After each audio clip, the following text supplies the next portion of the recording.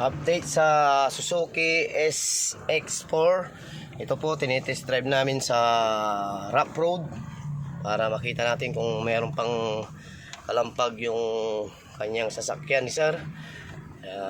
Check natin ngayon. Ito, papakita ko sa inyo kung paano ko kami test drive mga suspension. Rough road po yung dinadaanan natin. Ayan po. Halos wala ka nang marinig sir dito sa sasakyan mo.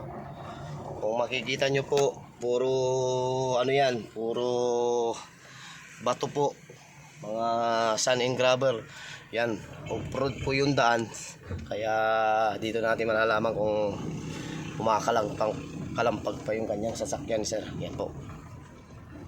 Okay, ayos na, hindi na kumakalampag sir, wala na yung mga maligno, wala nang kalampag, wala nang langit-ngit, goods na yung sasakyan ni sir. Maraming salamat sa tiwala sir.